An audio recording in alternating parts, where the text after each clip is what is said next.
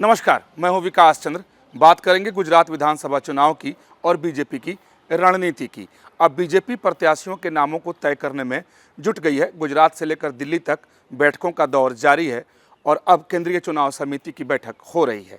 केंद्रीय चुनाव समिति की बैठक में ही बीजेपी उम्मीदवारों के नामों को तय करती है, यानी उस पर मुहर लगा देती है। यह बीजेपी की सर्वोच्च इकाई है। इस केंद्रीय चुनाव समिति की बैठक में प्रधानमंत्री नरेंद्र मोदी, गृह मंत्री अमित शाह, पार्टी के अध्यक्ष जेपी नड्डा सहित तमाम सदस्य हैं जो सभी मौजूद रहेंगे और वो नाम पर विचार करेंगे जिन नामों को राज्य की इकाई ने भेजा है, यानी वहाँ की कोर कमेटी ने जो तय किया है।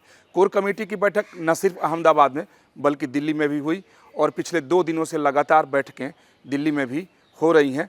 बीजेपी काफ़ी सतर्क है, खासतौर पर कांग्रेस और आम आदमी पार्टी से जिस तरह से चुनौती मिल रही है उसमें बीजेपी की तरफ से एक कोशिश की जा रही है कि एक एक नाम को छांट कर तय किया जाए ताकि जिताऊ उम्मीदवार मैदान में उतर सके, क्योंकि इस बार बीजेपी मान रही है कि चुनावी मुकाबला जो है वो सख्त है। इस बार बीजेपी को टक्कर गुजरात में मिलने वाली है। ये बीजेपी के जो नेता हैं और पूरी पार्टी है ये मानकर चल रही है। लिहाजा नामों को तय करने में बीजेपी काफ़ी सतर्क दिखाई दे रही है और दावेदारों की संख्या भी बीजेपी में कम नहीं है।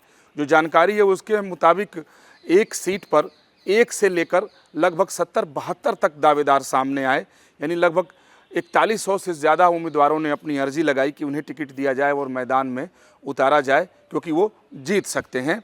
लेकिन बीजेपी में जो व्यवस्था है कि पहले राज्य की इकाई विचार करती है, फिर विचार करने के बाद उनकी जो कोर कमेटी है उसमें तय किया जाता है नामों को, और कोर कमेटी में जो नाम तय होते हैं फिर वो केंद्र के पास यानी बीजेपी के केंद्रीय कार्यालय में यानी पार्टी के राष्ट्रीय अध्यक्ष के पास भेज दी जाती है और उसके बाद उस पर केंद्रीय चुनाव समिति की बैठक होती है जिसमें नामों पर विचार करके उसकी घोषणा कर दी जाती है।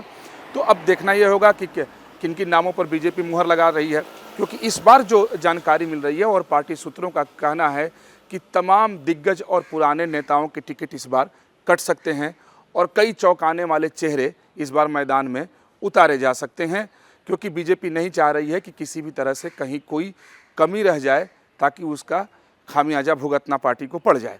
इसलिए पार्टी सोच समझकर ही नामों को तय करने में जुटी हुई है। और जो जानकारी है पार्टी के वरिष्ठ नेताओं का कहना है, जो पार्टी के हमारे सूत्र हैं वो बताते हैं कि इस बार 25 से 30% तक जो सिटिंग एमएलएज हैं यानी जो विधायक हैं उनके टिकट कट सकते हैं और कुछ ऐसे लोगों को टिकट मिल सकते हैं जिसकी उम्मीद शायद किसी ने नहीं की होगी, क्योंकि ये तरीका और स्टाइल प्रधानमंत्री नरेंद्र मोदी का है, उनकी राजनीति का ये तरीका है। जो 25 से 30% तक बीजेपी टिकट काटने जा रही है उसके पीछे भी तमाम सारे तर्क दिए जा रहे हैं। एक तो सीधी सी बात है कि इसके जरिए एंटी इनकम्बेंसी को बीजेपी हमेशा ख़त्म करने की कोशिश करती है। पीछे कई सारे विधानसभा चुनावों में इसको देखने को मिला है कि तमाम लोगों की बीजेपी टिकट काट देती है और नए लोगों को मैदान में उतार देती है। गुजरात में एंटी इनकम्बेंसी ख़त्म करने के साथ साथ टिकट इसलिए भी काटा जा रहा है कि जो पुराने लोग हैं, वरिष्ठ लोग हैं, उनकी जगह पर युवाओं को सामने लाया जाए और ख़ास तौर पर पाटीदार वोटों को संतुष्ट किया जाए। और इसी कड़ी में बीजेपी अपने नेताओं के साथ मंत्रणा करके नामों को छांटने में जुटी हुई है और बीजेपी की तरफ से लगातार ये कोशिश की जा रही है कि एक कहीं भी कोई गलती ना हो। कुछ नाम मेरे पास हैं जिसे मैं आपको पढ़कर बताता हूं और ये बताने की कोशिश करता हूं कि बीजेपी की आखिरकार इस समय क्या रणनीति है और किन किन नामों पर बीजेपी के नेता विचार कर रहे हैं, किन्हें टिकट मिल सकता है, किन के टिकट कट सकते हैं।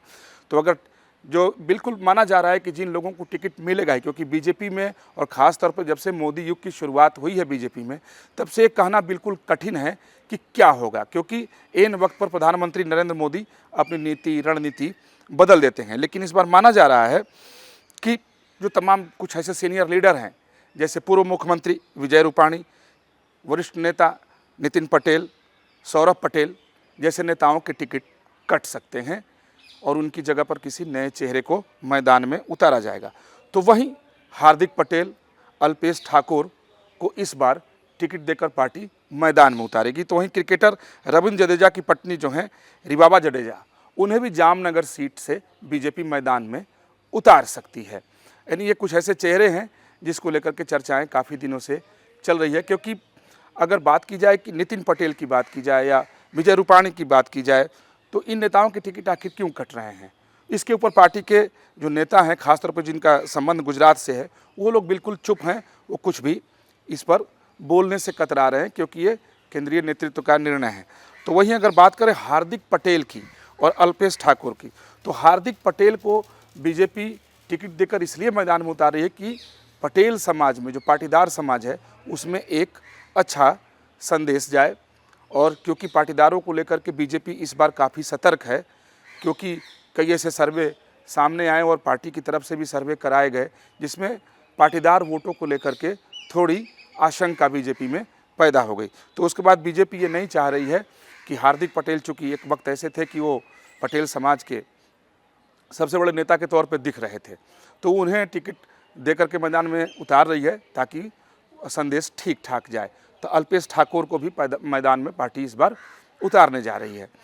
लेकिन सबसे बड़ी बात है कि आखिर कितने लोगों के टिकट कटेंगे, कौन कौन से लोग होंगे जो मैदान से बाहर चले जाएंगे, इस बार कुछ भी कहना फिलहाल मुश्किल है, क्योंकि केंद्रीय चुनाव समिति की बैठक है। कह सकते हैं कि कुछ घंटों की बात है कि सारे नाम तय हो जाएंगे और उसकी घोषणा बीजेपी कर देगी, सब नाम सामने आ जाएंगे।